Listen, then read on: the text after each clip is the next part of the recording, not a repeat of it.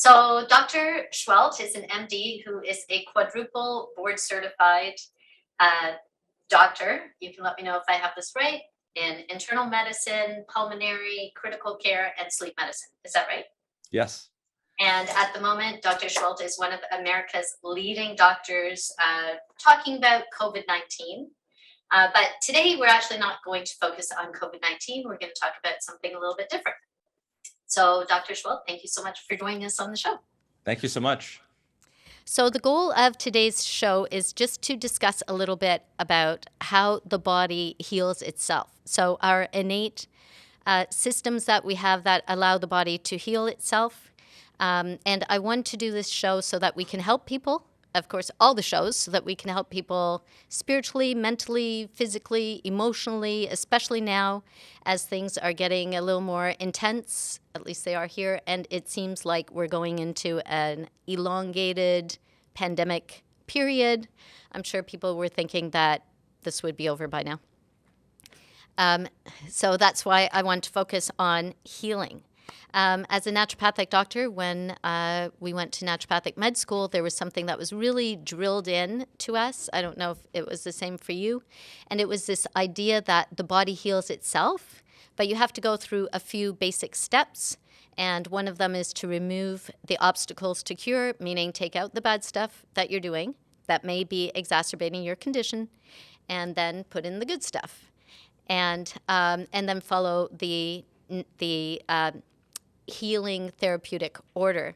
But what I want to talk about was really the systems that we have that help us to heal, and also what people can do to heal. And we have some systems that do help us to heal: the immune system, stem cell regeneration, DNA modification, angiogenesis, et cetera, et cetera. Today, we're probably going to focus more on the immune system.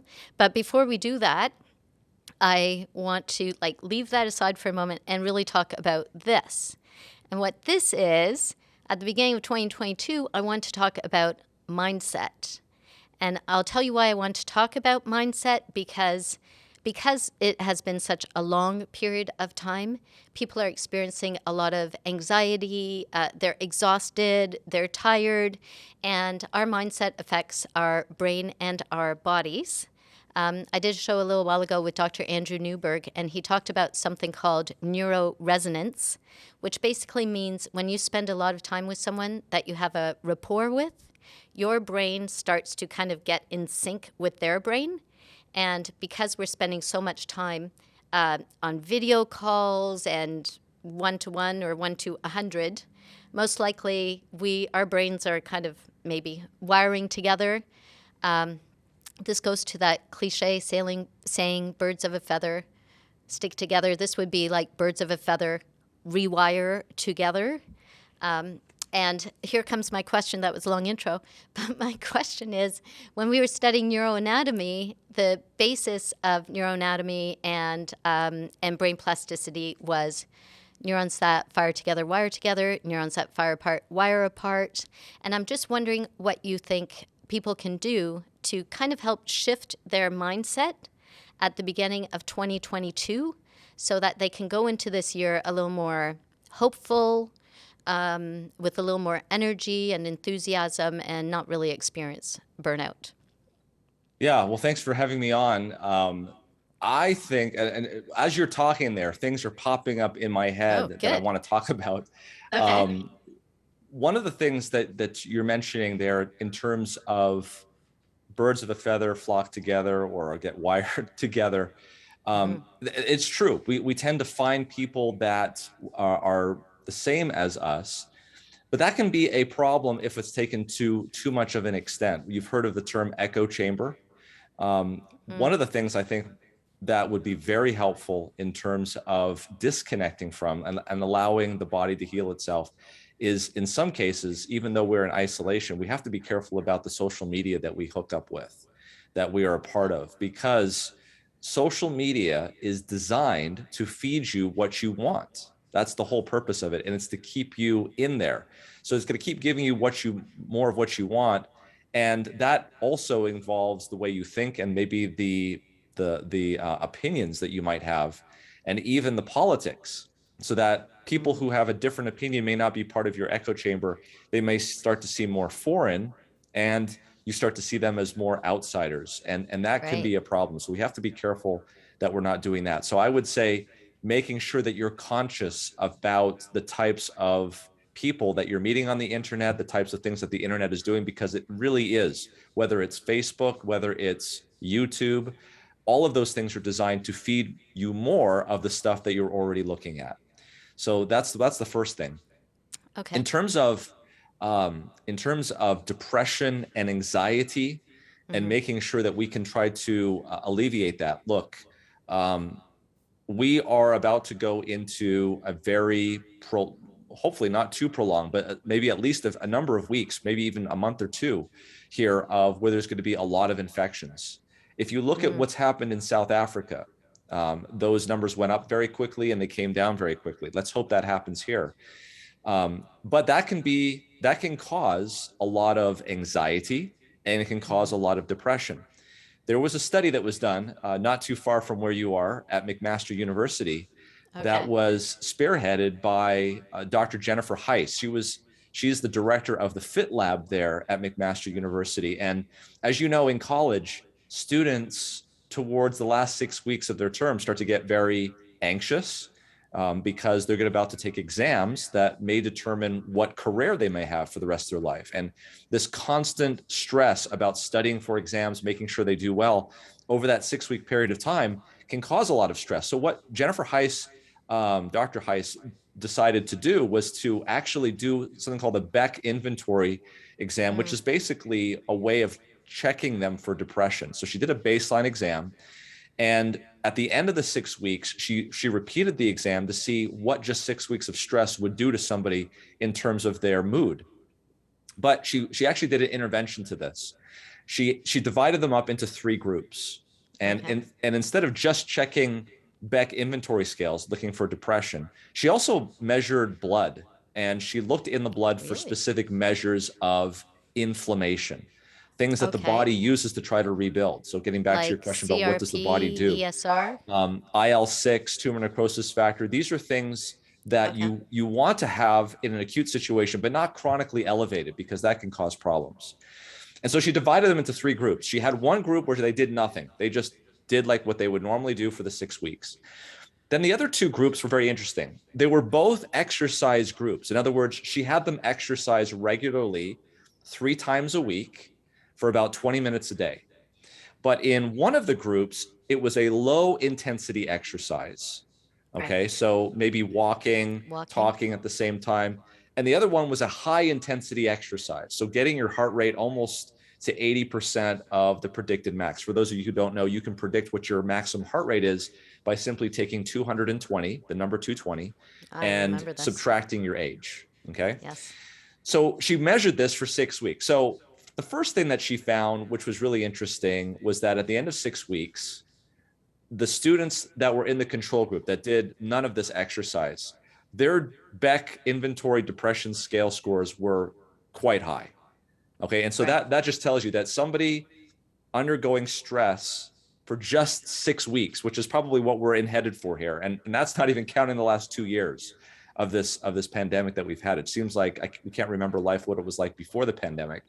The amount of stress and anxiety is already high. And now we're going through another round here of shutdowns, it seems. So over the next 6 weeks, that's very akin to what Dr. Heiss found in her McMaster University cohort. But what was really interesting was that in both exercise groups, but even more so in one of them, not only was there a complete elimination of the increase in depression in those groups, there was actually a reversal. It actually went the other direction. They actually had less. They scored lower than they did 6 weeks earlier, telling you that exercise is a very integral part. Now, question for you. What do you think? Which group had better depression scores, the low intensity exercise or the high intensity exercise? What do you think? Okay. Well, this is a trick question, I think, because most people would think high intensity exercise, but high intensity exercise, especially really hardcore and over 90 minutes, tends to tax the immune system, and it's also quite exhausting. So I would imagine that it was probably the group that was doing continuous, like walking, low intensity exercise consistently, because that way they weren't like exhausting themselves. And also, really high intensity exercise can actually increase inflammation. So probably the low intensity group. That would be my answer. If there was a buzzer here, I'd be like, low intensity. Dr. Nadine, and that just shows how well trained you are, because that's exactly what she found. Okay. Not only that, but when they actually asked them about stress and Yes. perceived stress, there was also a mirroring of those very same results. The high intensity groups had perceived more stress than the low intensity exercise group. So out of all three groups, the best group was, number one, those who exercised 3 times a week, 20 minutes a day. And number two, the ones that did a low intensity exercise. So that's encouraging for those people who are sitting on their couch, who are on the computer every night, who are watching the news, getting stressed out. A much better way of coping with that is to get out and actually do some low intensity exercise, not even every night, but maybe just 3 times a week. Yeah. I think you've just kind of segued into the next question, which was how can we optimize our immune system? What can we do to prevent disease? So you're saying basically one of the things would be low intensity exercise 3 times a week. Exactly. And not only was there a reduction in depression, but when they looked at those biomarkers, there was less IL-6, which is a major factor in COVID-19 and other diseases. And there was less tumor necrosis. It was just better all the way around is activity. And, you know, a lot of us today, Dr. Nadine, are brain workers. That means we're sitting in desks, in offices, making decisions in front of computers. We don't get outside. We'll talk about that in a little bit. And we're not exercising. We're not doing manual labor. This is something that's very different than what we used to be 100 years ago. People were involved in manual labor. People understood even people very high up had a sense about getting involved and getting outside. You know, I was just in Asheville, North Carolina, where I saw the Biltmore that was built by Vanderbilt. And it's the largest private home in North America. This guy was super rich. He had an inheritance from his father on the railroad, but he was interested in getting outside and having farms, and he was well involved in a lot of that. And that was something that wasn't just his idea. It was something that was well known at the time back then, 100 years ago. So you just talked about that that study and the effects of stress on the immune system and the effects of stress on our emotions. And one of the things that could kind of blunt that effect is exercise, also getting outside. But I want to talk a little bit about stress because I think stress gets a bad rap. And I'm going to just quickly explain, and you can fill in if I'm missing something, what happens when we're stressed. So basically, when you're stressed, the HPA axis kind of gets turned on, which is the hypothalamus, anterior pituitary, and the adrenal glands. And then the hypothalamus releases corticotropin releasing factor, which acts on the anterior pituitary, which then releases adrenocorticotropin hormone, which then acts on the adrenal glands, which kind of sit on top of the kidneys. And then the adrenal glands release hormones. And those hormones give us the ability to fight something or to run away. And this entire mechanism, those hormones are predominantly cortisol and adrenaline. That's what causes us to get out of threatening situations. But the reason why I want to talk about stress is because a lot of people, as you said, are at home. They may feel like they're in a threatening situation just because we don't really know exactly what's going on or what the next step is. So as you'd mentioned, we're going on beyond the 6 weeks. This is like 2 years possibly of stress, not stress, stress, not stress. And I particularly want to talk about cortisol. Because when we studied cortisol, the impression was that cortisol kind of suppresses the immune system and causes blood sugar levels to raise because the liver's glycogen stores are converted into glucose.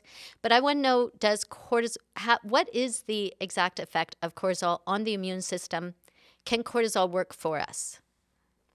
Yeah, it can work in a short term. The problem is Okay. when you use it in the long term, and it's a short term, long term dichotomy that's the issue. So if you're in a specific situation, you may have had something that has happened to you. Either you've gotten a job or lost a job, gotten married, gotten divorced. All of these are possibilities. You'll notice that that evening it's hard for you to sleep. Things are on your mind, and it's Yeah. almost as though your immune system or your endocrine system is giving you the power to stay up and to stay awake to fix that problem even To if solve it. even if you Right. can't fix that problem. Right. So insomnia for one night is fine, but insomnia for years and years and years is not good. It's the same sort of thing with cortisol. If you want to get down to the biochemical basis, we can. Cortisol has this Yep. effect on the immune system in where it raises the white count, but specifically it increases a type of white cell count called neutrophils over Yep. lymphocytes. This neutrophil to lymphocyte ratio is something that's very well described and is characteristic of high cortisol levels.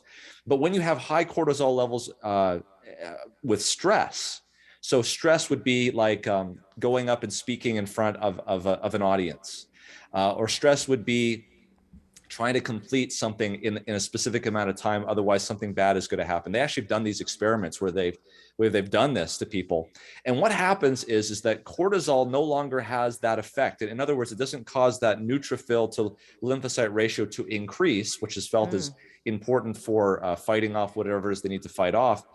And what they did was they were able to correlate that when that receptor, in other words, that cortisol receptor becomes resistant to cortisol, and you no longer see these ratios doing what they need to be doing, that's when we see people be susceptible to infections. And they've actually correlated that very nicely, very elegantly in a number of studies, that cortisol has an effect in the acute term, but cortisol plus long-term stress deadens that response, makes the receptor resistant, and then you open yourself up to these kinds of infections. So we know that people who have stress are at increased risk for infections in the body.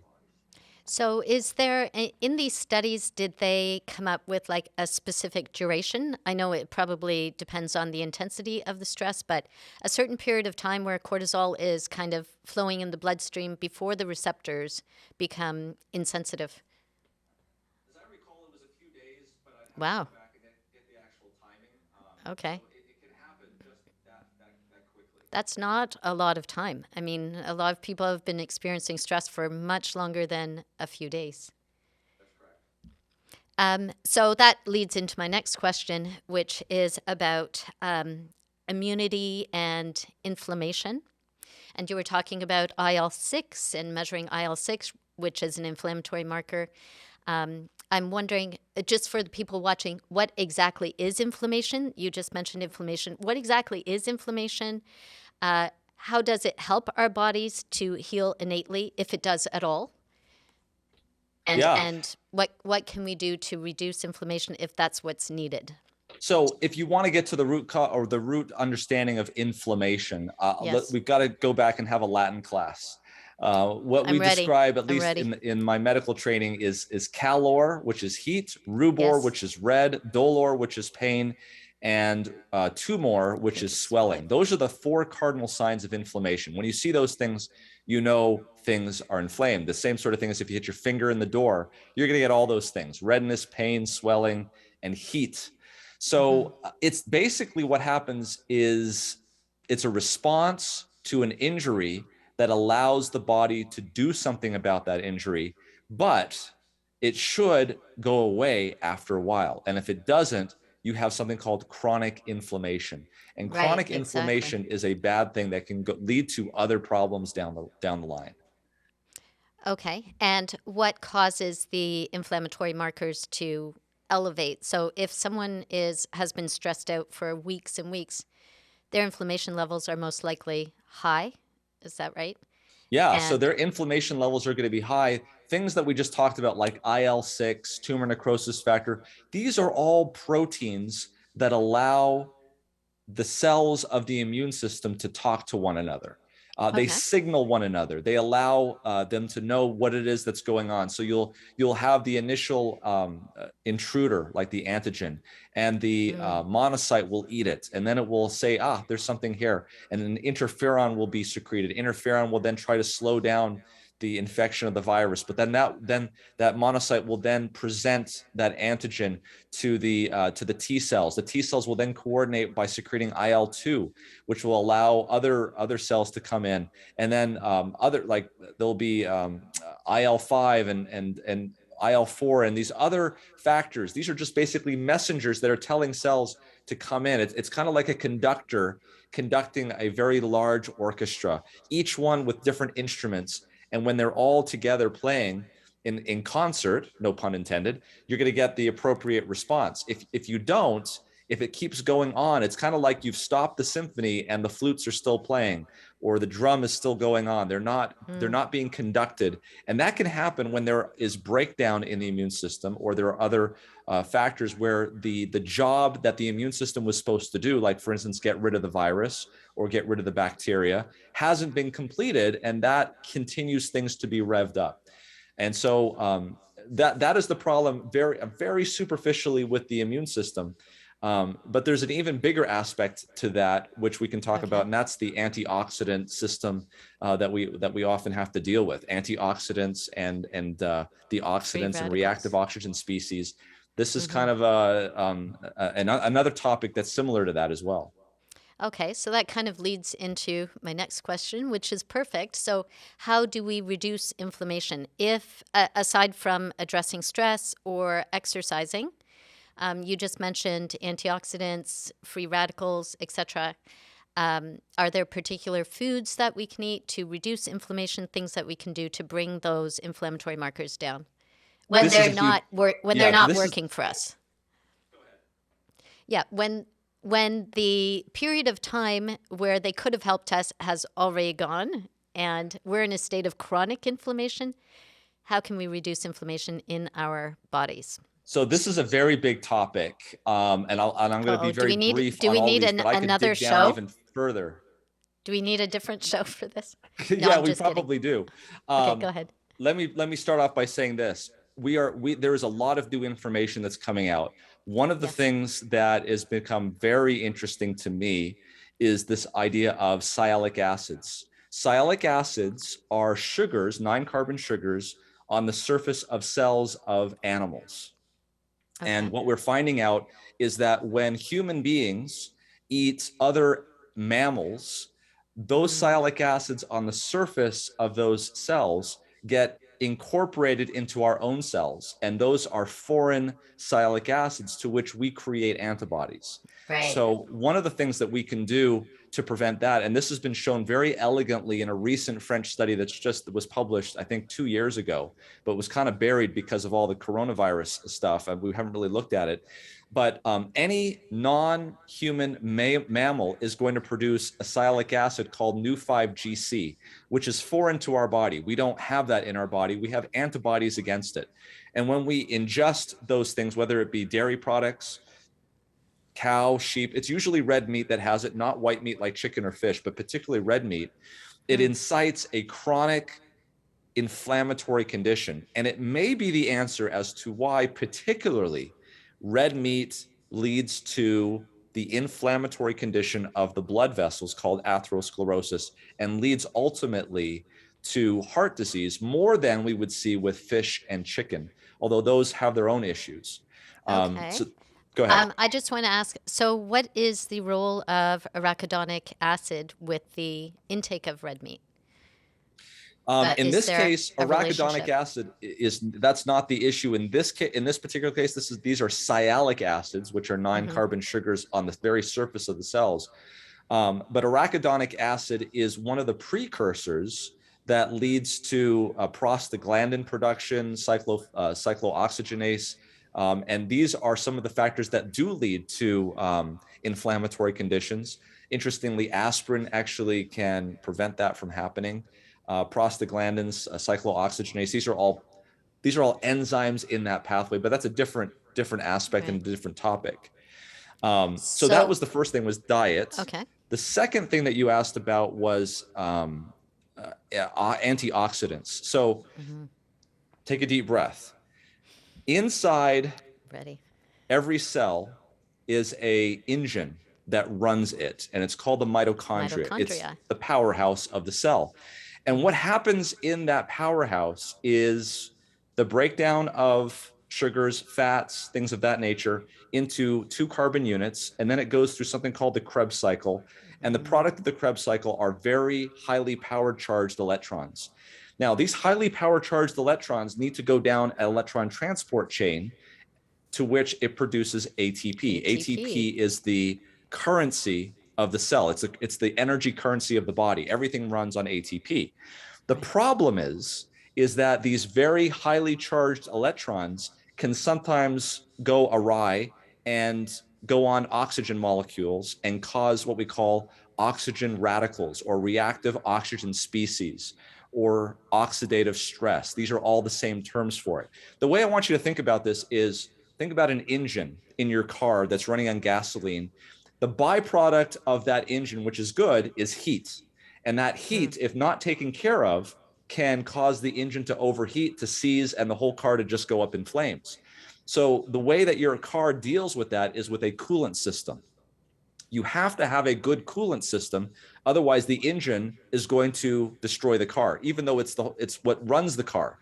That's exactly what's going on in the mitochondria, is this energy is flowing, electrons are spewing, but you're creating hydroxy radicals, which could destroy the entire mitochondria.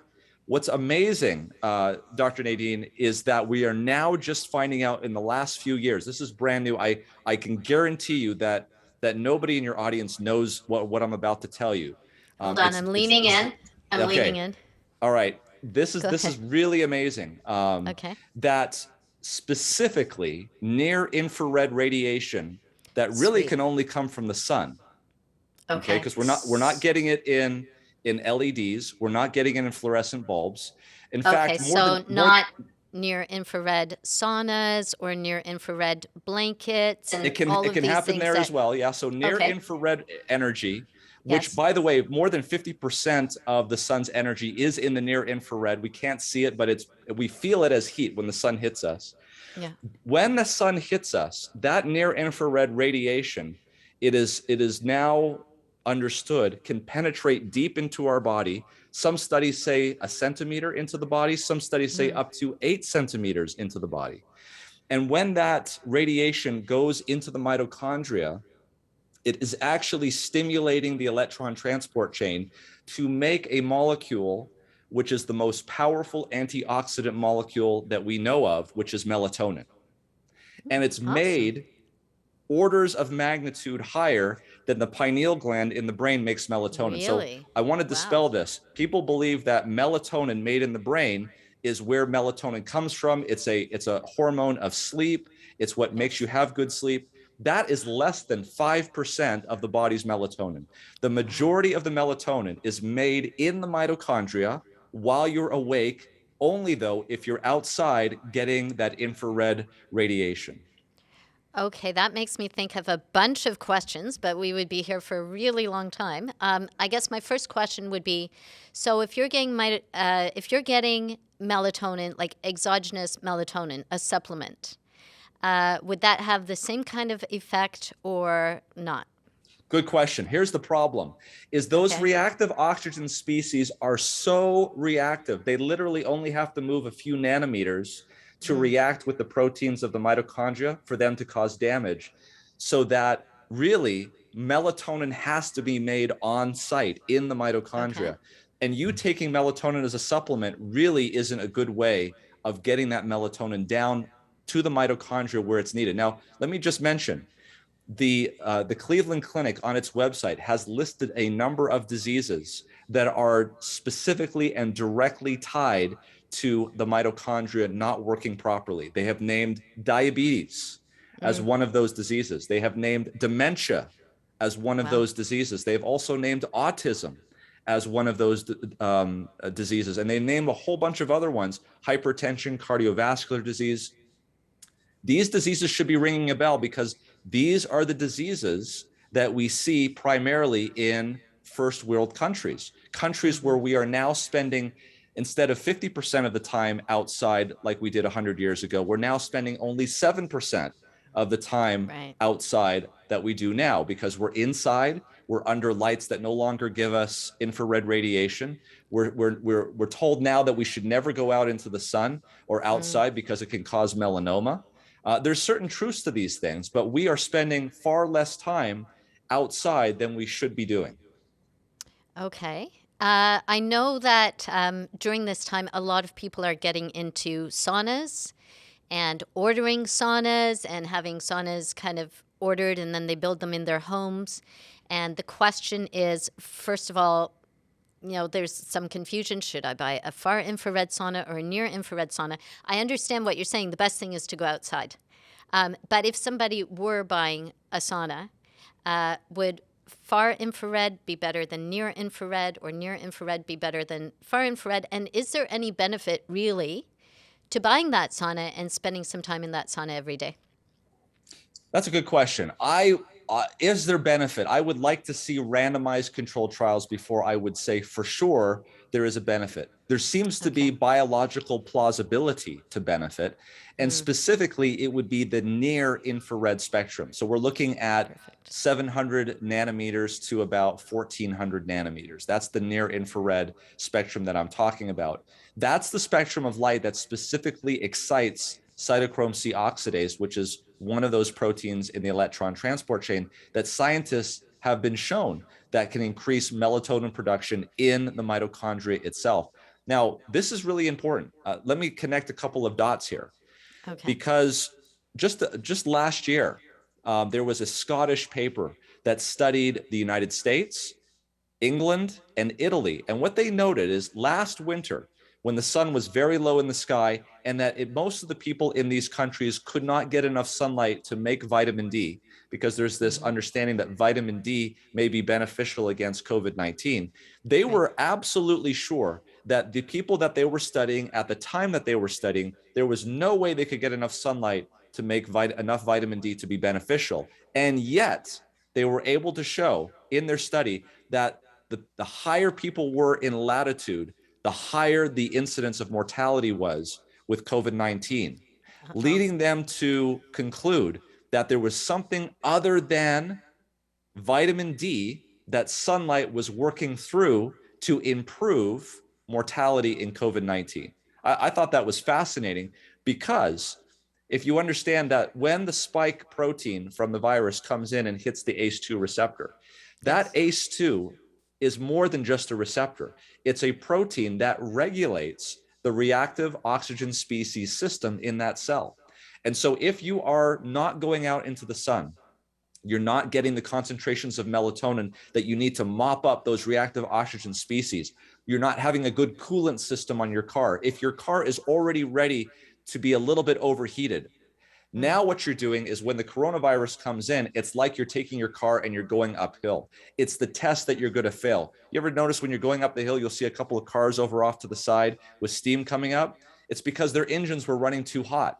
And when you're not out in the sun, ironically, your mitochondria are running a little bit hot because it's not getting enough sunlight to make that melatonin. I am going for a walk first thing tomorrow, and I'm going to spend more time out in the sun. Now, I was going to ask you one thing. I was going to tell you one thing, Dr. Nadine. This is not a situation like, I know you're up there in Canada and I'm down here in sunny California. You're saying, well, it's easy for you to say. Here's the good news. The good news is that unlike ultraviolet B radiation, where really the sun has to be very high in the sky and you have to be getting it almost directly, which is hard to do at this time of year in Canada, near infrared radiation comes really at all times. So long as the sun is on you, you're getting near infrared. And I can prove it to you, because what you know that when the sun comes up, even in December or January in Toronto, it still melts the snow. And it's the near infrared radiation energy that's melting the snow at that time of year. You know that you're getting near infrared radiation. Awesome. I want to ask a little bit about monoclonal antibodies and how you think they can help us maybe in the future, and their role right now in maybe helping the immune system or helping the body to heal itself. Yeah, so we're already in the era of monoclonal antibodies. Look, 20 years ago, we were using monoclonal antibodies in Crohn's disease and in other Okay. rheumatological diseases where we knew there was a specific antibody that the immune system was making against itself. Okay. Now that we can talk about that as well, where the immune system kind of goes haywire and what we can do to prevent that. There's some evidence that vitamin D may actually be beneficial in those kind of patients. But what scientists have done is when they have identified that there are certain antibodies that are attacking the body, they will then produce an antibody against the antibody. So in other words, the antibody takes out the offending antibody, and that seems to improve the patient's situation in all of these types of autoimmune conditions like rheumatoid arthritis, Crohn's disease, the list goes on and on. Graves, hyperthyroid, Hashimoto, etc. Wow, that is Correct. And amazing. now, of course, we're using them even today for the COVID-19 infection, where we have monoclonal antibodies against the spike protein, so that if you're infected, you give these monoclonal antibodies, it will surround the virus particle and the spike protein so that it can't get in, it can't bind to the ACE2 receptor. That's amazing. Is that kind of impeded if someone is on a particular medication, like an ACE inhibitor or a medication that affects the ACE2 receptor? It doesn't. So very early on in the pandemic, they looked at retrospectively the case fatality rate and the case infection rate for people who were on or off ACE inhibitors, for people who were on or off angiotensin receptor blockers, which also work in that system. And they did not notice any difference whatsoever whether ACE2 was there, or and the ACE the ACE inhibitors, I should say, is inhibiting a completely different ACE enzyme. There's ACE1 and there's ACE2. This one particularly is ACE2. Excellent. And those medications that you just mentioned are for hypertension, so that's good to know. We talked a little bit about sleep. I know that you are a board certified sleep in sleep medicine. And it seems like lots of studies are coming out now about sleep and our circadian rhythms and the best times to sleep, so you can spend more time in N3, meaning more time in deep sleep, even though you're going through that 90-minute cycle all the time. But so my question is, how does sleep actually help the body to heal itself? And how can we kind of adjust our sleep so we get the most out of that healing power from sleep? Yeah, so sleep is like the anti-cortisol. So we know that when Okay. someone is sleeping deeply and getting good sleep, cortisol levels go down. And that has a direct effect on the beta receptor, which is involved in stress, which is involved in sleep. Adrenaline, the very hormones that you just mentioned that come from the adrenal medulla, like norepinephrine, epinephrine, these sorts of things, they are detrimental to the body if they are secreted over a long period of time. And getting sleep ensures that those numbers go down. I'll give you an example. We know that in people with sleep apnea, they stop breathing in the middle of the night when they're sleeping. And as a result of them stopping breathing, their blood pressure goes up. Because there's a sympathetic response. When the body sees your oxygen levels dropping because you stop breathing, there's a fight and flight response. It's fight or flight, Sympathetic nervous right? system. Exactly. Yeah. So what we've noticed in people who have this over many, many years, we call them the non-dippers. Okay, dippers and non-dippers. What am I referring to? If you were to continuously measure their blood pressure through a 24-hour cycle, you would see that in the night hours when they're supposed to be sleeping and when they are sleeping, that their blood pressure drops. Pretty interestingly, in people who are normal, in people who do not have sleep apnea. But people who have sleep apnea, they don't dip. It continues to go. Why? Because their adrenaline system is always tense. And as a result of that, they never get that chance to have that relaxation. So sleep right off the bat is going to improve your cardiovascular system. Now let's talk about the immune system. There were some studies that showed that when somebody went for a vaccination and they measured the antibody response after vaccination, they noticed that people who had a full night's sleep, 7 or 8 hours of sleep beforehand, had almost twice the level of antibody titers after the vaccination. What does that tell you? Really? It tells you your immune system is better able to do its job when you're resting, when you're getting enough sleep. But the thing is, here's the problem. So and I've done this for years, and I've made this mistake. I've told people you need to get 7 hours of sleep. And so what do? They know that they've got to get up at 5 or 6 in the morning for whatever reason. And so they say, well, I'm going to go to bed earlier tonight. And they're not used to going to bed earlier, but they go to bed earlier. And what happens almost all the time is they get into bed and they just sit there and they can't sleep. And the problem is you cannot go to sleep unless your circadian rhythm tells you it's time to go to sleep. Right. So one of the things I would recommend highly to do first before you try to get 7 hours of sleep, if you haven't gotten that before, in other words, if you're used to going to bed at 1 o'clock in the morning and getting up at 6, don't just go to bed at 10 or 11 expecting that you're going to fall asleep, because you haven't done that. What you need to do is you need to tell your circadian rhythm to become more advanced. And the way to do that is twofold.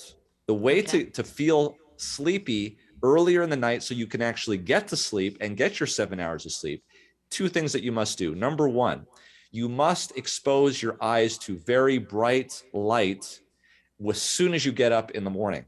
The bluer the light, the better. The brighter the light, the better. I would recommend highly going outdoors. Number 1, you're going to get near infrared radiation. And number 2, even on a cloudy day, the brightness outside is going to be brighter than the brightest inside. I mean, we're talking 1,000 lux at least, 10,000 lux. On a bright sunny day, we're talking about 100,000 lux. 10,000, that's the kind of light that I'm talking about early on in the day. The second thing you must do is to avoid that very same light after the sun goes down at night, because if there's something that will delay your circadian rhythm more than anything else, it is bright light exposure in your eyes that late at night. So would waking up and using a 10,000 lux lamp, I know it's better if you go outside, but using that 10,000 lux lamp first thing in the morning to kind of set the circadian rhythm for the day, would that have a similar effect to going outside and basically kind of looking at the sun? Yes, it would. You've got to make sure that you're about 11 to 15 inches away from that light box, and you really have to be looking at it for about 10 or 15 minutes at least to get the same effect. The problem is that the photoreceptors in your eyes are not very sensitive at that time of the day. And so it takes a lot of light to make that kind of a change. Unfortunately, at night, when you're about to go to bed, your eyes become extremely sensitive. So it only takes a little bit of light to knock it off. And so that's the problem. I will say one other point is that the intrinsically photosensitive ganglion retinal cells in your eyes that are picking up this light are not ganglion cells like your rods and cones that go back to the back of your brain that you can see. This is light that your eyes are seeing, but you're not actually seeing it in your brain. And scientists have noted that these ganglion cells are predominantly in the lower portion of your retina, which means that they are predominantly stimulated by light that's coming from above. Everything gets flipped around in the lens, as you might recall. So it's really light overhead that you really want to try to avoid at night, and light down below is probably not as bad. So what I've recommended to people is, if you really want to get into this and you want to do it right, not putting on lights overhead, but using lights down below, like night lights or things, and putting dimmers on your lights as much as you possibly can to simulate that. People will notice that they go to bed much better, they sleep much better, and they get up feeling more energized in the morning.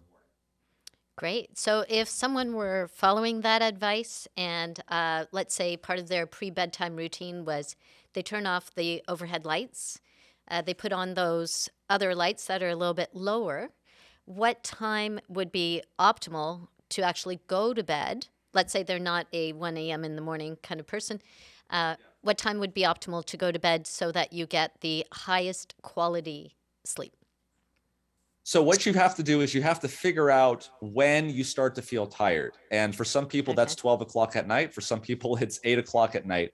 And if you do this about 1 to 2 hours before you start to feel tired, then that's going to cause you to feel like you want to go to sleep, and it's going to make your circadian rhythm come in earlier. Look, if you're feeling tired at 8 o'clock at night, this is probably not the thing to do for you, because your circadian rhythm is already advanced.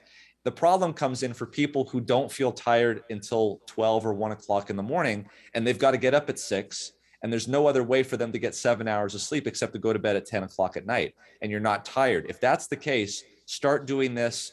If you feel tired at 1 in the morning, start doing this at 11. And as you start to feel more tired earlier, you can also shift that time earlier and earlier until you get the desired effect and you start to feel sleepy at the desired time. Okay.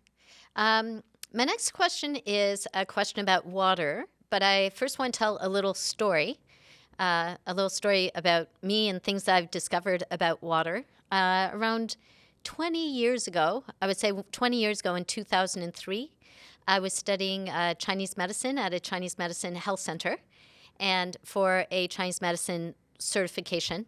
And I'd been living in China for years, and this was like near the end of my stay.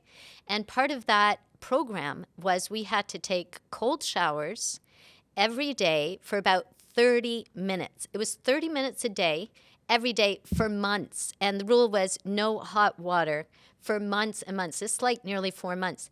Now, the interesting thing, it was 2003. So in 2003, I was living just about an hour and a half, a nearly 2-hour drive away from where SARS hit. And it was during SARS.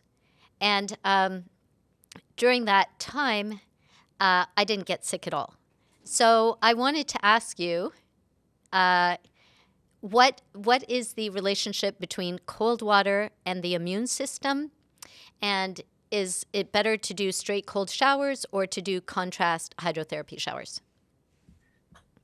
Very good question. Okay, so I will say right off the bat that I believe, based on the data, that it's better to do hot showers as hot as you can, finishing up with about a minute of as cold as you can take. The blast of cold after hot.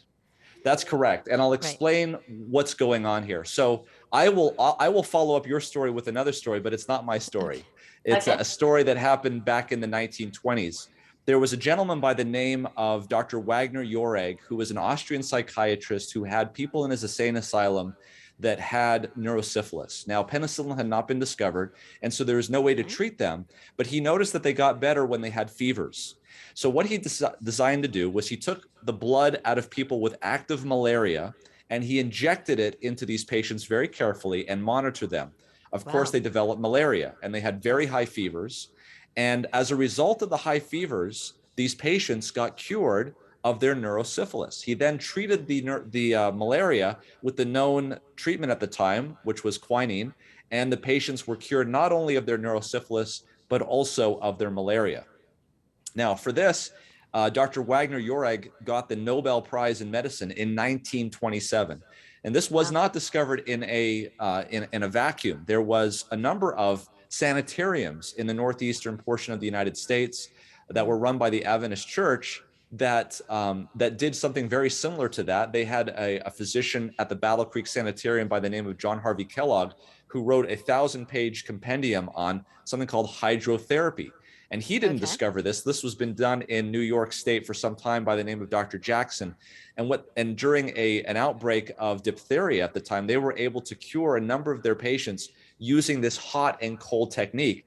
And this is not something in the United States that's been going on just for a few decades or even a century. If you look at just about every single culture in the world, and I've talked to people from Iraq, people from Asia, people from South America, they've all done something very similar to this, where they heat people up, heat the core body temperature up, and then they cool them down. This is done in Finland in saunas. I mean, Finland is crazy about saunas. There's enough saunas in Finland that if everybody in Finland decided to go into a sauna at the same time, there would be enough saunas to hold everybody to do that. But they do the very same thing. They heat them up, and after they're done, they go outside, they roll around in the snow. They actually, believe it or not, they actually hit themselves with sticks. We'll talk about that. Believe it or not, that was part of our treatment. During that 30 minutes in the cold water, we were hitting ourselves with sticks. Yes. And stones. And I believe there is something to that, because this is exactly what John Harvey Kellogg said that we Really? should be doing as well in his book. So the point Wow. is that heating up the body causes the body temperature to go up. And Okay. that simulates a fever. A fever is a very important bodily response to an infection. It is a signal in and of itself to the immune system that things need to happen. And so what have we done in modern medicine is we've treated the fever with Tylenol. Right. In 1918, the doctors in the army hospitals treated it with aspirin. It just came out in 1899. And it killed many people. In fact, there was a saying at the time that the German Bayer aspirin killed more servicemen than the German bullets did in World War I. I mean, that was Wow. how significant this was. And so every culture has done this, heating up the body, signaling the immune system to do what it needs to do. We talked about interferon before. There was a study that was done recently where they took cells out of the body at different temperatures and activated them. And it was around 39 degrees Celsius, which is about Right. 102 degrees Fahrenheit, that monocytes secreted about 10 times the amount of interferon, which is a very important antiviral medication, specifically also in COVID-19, by the way. And it's Wow. very powerful. And it happened when the body temperature goes up. So why do we do the cooling? So at the end of this heating period, which can last anywhere from 10 to 20 minutes, Okay. usually around 20 minutes, we cool down very quickly. So what's the purpose of that? Normally, when somebody's body is heated, the body starts to do a countermeasure to try to reduce the temperature. That's just normally what the body does. And one of those things is to vasodilate the periphery so that it can let off the heat. We don't want to do that in this case. We actually want to keep the heat in. And so by applying very cold water temporarily for a short period of time, we vasoconstrict. Right. Yeah. Exactly. We vasoconstrict the periphery to lock that heat in. The Yeah. other thing that it does is there are white blood cells that are marginated around the circumference of those blood vessels that get knocked off when that happens because there's not enough room to hold them when you get vasoconstriction. And that sends the white blood cells into circulation to pick up the Wow. antigens, to take them to the lymph nodes. It's kind of like a jump starting of the immune system. And you can feel this when you have that cold water, especially if that cold water is in the wintertime, because it really just jump starts it. And then, of course, what they would call at these sanitariums mitten friction is they would take mittens and they would rub the chest because that Okay. was the area that they felt was involved. But what that does is it stimulates the white cells to demarginate and to go where they need to go. So this has been done for a lot of times. In Finland, they would hit themselves with Amazing. sticks. It sounds like in China, they would Yeah. do the same thing where you were.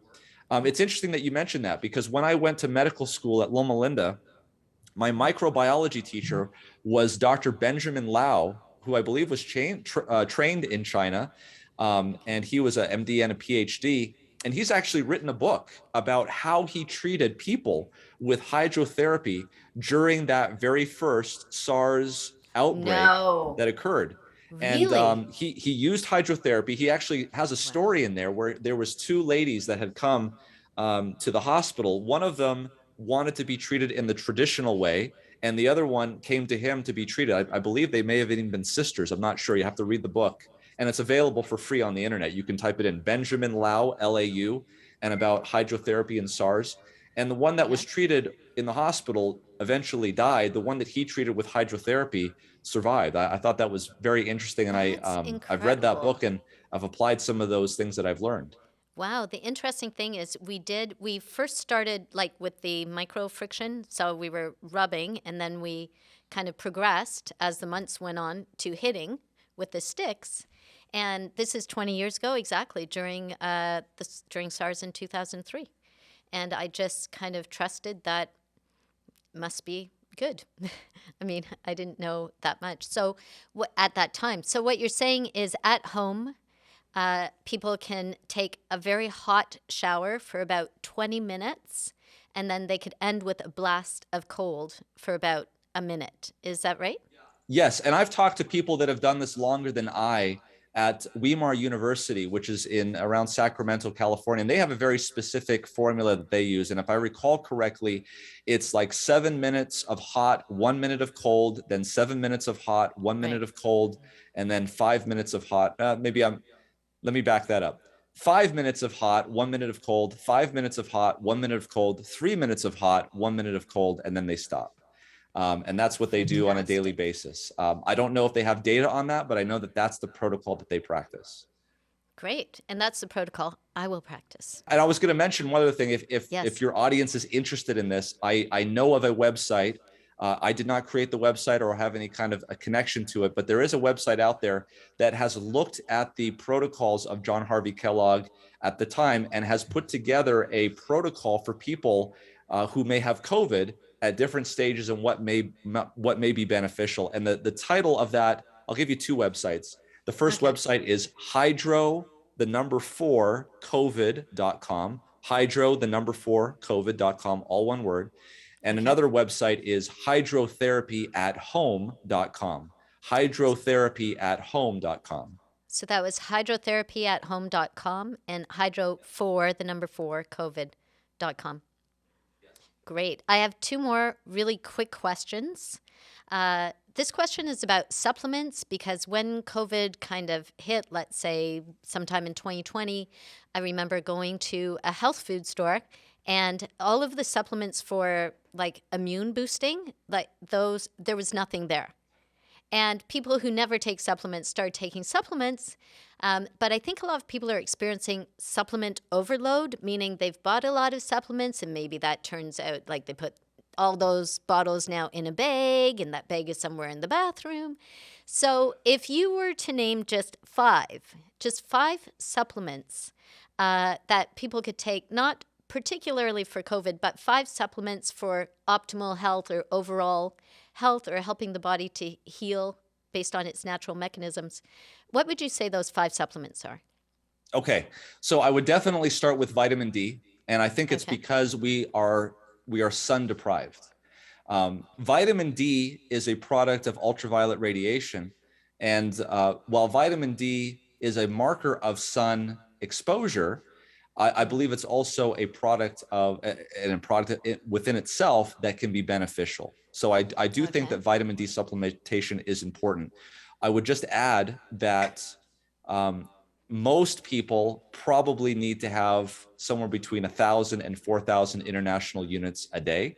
But I would also add that the older you are, the darker you are, and the higher in latitude that you live are all, and the more obese you are all factors that would increase the need for higher levels of supplementation. And that if you are at risk for this, I highly recommend that you follow up with your healthcare provider to get a test to make sure that you have the right vitamin D levels. And I would recommend a level of 50 nanograms per milliliter. The normal is around 30. That's what they recommend, at least 30. I think that there's actual added benefit if you can get it up to about 50. So I think that's a reasonable one. Second one I would say is zinc is a reasonable one to also supplement with. But I would be careful because you can take too much zinc. If you take more than 40 milligrams of elemental zinc, you run into the risk of having a copper deficiency. Yeah, I can see you nodding there. That's well known. And I'm sure your audience probably knows that already. Now, in the winter months, so I would say starting from November and maybe ending in March, I think it's a reasonable thing to supplement with N-acetylcysteine. Now, in the United States, we are potentially going to a situation where NAC will, for the first time in 50 years, be no longer over the counter and may have to have a prescription for it. I don't know how it is in Canada, but N-acetylcysteine is a powerful antioxidant medication that's used. And I base my recommendation on a study that was done over a winter period of 3 months where they supplemented at 600 milligrams twice daily orally. And it did not reduce the risk of influenza, but it significantly reduced the severity of influenza when they got influenza. And that was a randomized placebo-controlled trial that was published way back in the 1990s. And I say for that reason, particularly that during the winter months, NAC is probably a good thing to take. The last thing I will mention, and I probably can think of some other supplements to take, but this one particularly comes to mind, and it's the result of a number of randomized controlled trials that have come out of the Middle East recently. And it's turned my attention to it, and it's black cumin seeds. So cumin seeds are the seeds of a Natalia I can't remember how to say the flower's name. It just went Sativa nigella, I believe Yes. it. I may be Yes, messing up on exactly. that. Black cumin seeds, and they have to really be from the Middle East. Oh, It's and it not your tastes regular cumin terrible. seeds. It's black cumin seeds, Could you organic. could you take it in the oil form, like black seed oil? You could, but Okay. the studies that I have seen were basically just seeds, and they were ground up. So, Okay. and they're very easy to get. You can get a pound of these black cumin seeds for about $18 on Amazon. Okay, and they're organic and they're made in Egypt, so it's And reasonable. But how much would you they are take? packed full of a substance called thymoquinone. So if you look Yes. up thymoquinone, it is an antioxidant, it is an antiviral. It's a very, very interesting compound. It actually has quercetin in there. That's another compound that you could try using because it's also an antioxidant as well, or an antiviral as well. But this randomized placebo-controlled trial in about 400 patients, so it's not a small trial. This was done in Iraq, and it showed that there was significant differences in the intervention group in this trial with respect to COVID outcomes, length of stay, Really? immune markers, all sorts of things. And they basically were giving them about a teaspoon of these seeds for Okay. every 50 kilograms of weight. So if you were a 75-kilogram man, they would give you 1.5 teaspoons of black cumin seeds daily for up to 10 days, 10 to 14 days, somewhere in that range. Right. You can look this up on the internet and see if you just type into Google black cumin seeds Iraq study, you will see this. You'll see the PDF. It's published, and it was a randomized controlled trial. So I think it's got some good data behind it. There was also another study that has not been published, but is on the preprint server that was conducted in Pakistan, where they had very similar outcomes there. This is a very important, commonly used dietary spice that is used in the Middle East. It's got very little side effects. I think it's actually quite beneficial, and it has very little risks. So in this time, especially around now when we're talking about Omicron, I've been supplementing myself with black cumin seeds, about a teaspoon a day, maybe a little bit less because I don't have COVID, but if I want to, try to prevent it, I don't see any risk in it. It's actually very easy to put on yogurt or any kind of a food that you're eating. It has kind of like a smoky taste to it, but it's not unpleasant whatsoever. You can grind it up in a coffee grinder if you have it. The seeds themselves are actually very small themselves. You could eat the seeds raw, but if they're kind of big and you want them smaller, you can kind of grind them up, and it's not unpleasant. Great. Well, Dr. Seheult, I just wanted to wrap up with giving the audience a few things to do in 2022. 5 things to do in 2022. And I'm just going to go through some of the things that you said. Okay. So 5 things to do in 2022, but if you feel like there's something else that we should put in there, let me know. We mentioned hydrotherapy. So taking hot showers for about 20 minutes and ending with 1 minute of cold. That's one. We mentioned going outside first thing in the morning, and that will set your circadian rhythms. Or you could use the 10,000 lux light, and I think that's for at least 15 minutes. That's number 2. We just mentioned taking black cumin seeds and other supplements. For example, you mentioned zinc, and some of the supplements with zinc have zinc plus copper, N-acetylcysteine, quercetin, etc. That is 3. Sleep. So important. Our body's natural healer, and kind of working your way so that you're kind of in sync with your body's own circadian rhythm. And I would say number 5, well, vitamin D is a supplement, but what would you say the final thing, if there's anything you haven't mentioned, one more thing to do in 2022 for optimal health this year? So I would say is eat less food, more plants. And Okay. if you can, look into and research something called time restricted eating. Right. Basically, limiting the times that you eat to a specific 10-hour period of the day and do not eat anything outside of those times except for drinking lots of water and getting lots of sleep. Awesome. Dr. Seheult, thank you so much for being here. Thank you. And have a good evening. Bye. Bye-bye.